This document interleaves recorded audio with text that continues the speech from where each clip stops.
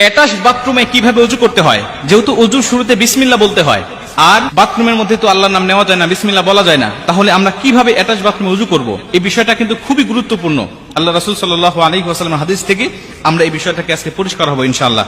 আমি কয়েকটা পদ্ধতি আপনাদেরকে শেখাবো, এর মধ্যে যে পদ্ধতিটা আপনাদের ভালো হয় আপনারা সেইভাবে ওযু করবেন, ইনশাআল্লাহ আপনার ওযু হয়ে যাবে। কারণ আল্লাহ রাসূল বলছেন, ইবনে মাজাহ শরীফের হাদিসের মধ্যে আসছে, যেই ব্যক্তি ওযুর শুরুতে বিসমিল্লাহ বলে না তার ওযুই হয় না। মুহাদ্দিসরা হাদিসটাকে গবেষণা করে বলেন যে আল্লাহ রাসূল ওযু হয় না বলতে বুঝিয়েছেন ওযুটা পরিপূর্ণ হয় না। এখন ওযু হয় না অথবা পরিপূর্ণ হয় না, দুটো কথা একই। আমার যদি ওযু না হয় তাহলে আল্লাহ পাকের দরবারে আমরা যে নামাজ আদায় করছি প্রত্যেকটা দিন, আমাদের নামাজও হবে না। ওযু না হলে নামাজ হয় না। এর জন্য ওযুটাকে কমপ্লিট করতে হবে, ওযুটাকে পরিপূর্ণ করতে হবে।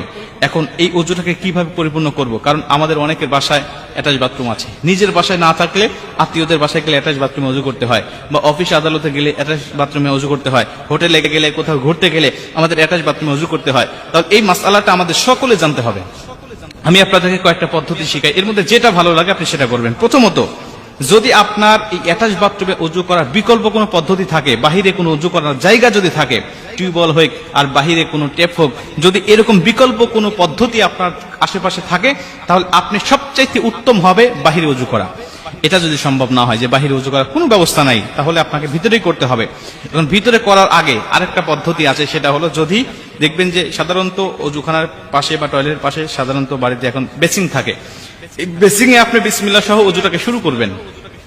কারণ বেসিং এ তো আর পা ধোয়া যায় না, আপনি বিসমিল্লাহ বলে ওযুটাকে শুরু করলেন, হাত মুখ ধুলেন, আপনি মাথা মাসে করা পর্যন্ত সবকিছু করলেন, পা ধোয়া সিস্টেম নাই। যদিও এখন দেখলাম কয়েকদিন আগে একটা ভিডিওতে যে পা ধোয়া সহ ওযু করার জন্য আলাদা বেসিং বের হয়েছে, এটা বাংলাদেশে অ্যাভেলেবল কিনা আমি জানি না। তো আমাদের সাধারণত নর্মাল যে বেসিং গুলো থাকে, এটাতে আপনি ওযু শুরু করলেন, শুরু করার পরে শুধু পা ধোয়াটা বাকি রেখে আপনি টয়লেটে গিয়ে পাটা ধরলেন, এটাও অনেক উত্তম হবে, এটা আপনার জন্য অনেক ভালো হবে। যদি এটাও সম্ভব না হয়, তাহলে আপনি 3 নম্বরে আপনি একটি কাজ করবেন, আপনার বাথরুমের যে টেপ আর যে কমোড, এটা হাই কমোড হোক আর লো কমোড হোক, এর মাঝামাঝি একটা কাপড় দিয়ে পর্দা দিয়ে দিবেন।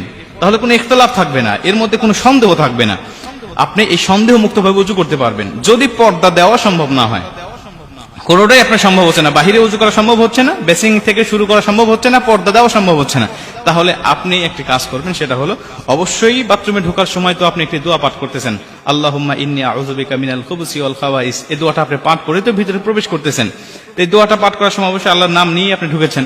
ঢোকার পরে আপনি ওযু করার সময় অবশ্যই দিলে দিলে, যেভাবে আমরা টয়লেটের মধ্যে ইস্তেগফার পাঠ করি, এটা তো পড়তে হয়, আপনারা সকলেই জানেন যে দিলে দিলে ইস্তেগফার পড়তে হয় বিভিন্ন খারাপ জিন, বিভিন্ন খবিস খান্নাসের হাত থেকে বাঁচার জন্য। ওইভাবে দিলে দিলে আপনি ওযু শুরুতে আপনি বিসমিল্লাহ পাঠ করবেন, মুখে উচ্চারণ করে নয়, দিলে দিলে।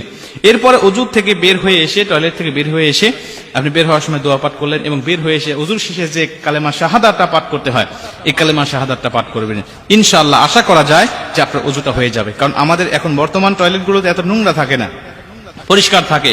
অতএব আপনি এইভাবে ওযু করলে ওযুটা হয়ে যাবে ইনশাআল্লাহ। তবে মনে রাখবেন, সবচেয়ে উত্তম হবে বিকল্প কোনো ব্যবস্থা করা। যদি না থাকে, তাহলে পরবর্তীতে আপনার ধাপে ধাপে যেটা আপনার জন্য সহজ হয়, এই সহজ পদ্ধতিগুলো অবলম্বন করে অবশ্যই ইবাদতগুলো করবেন।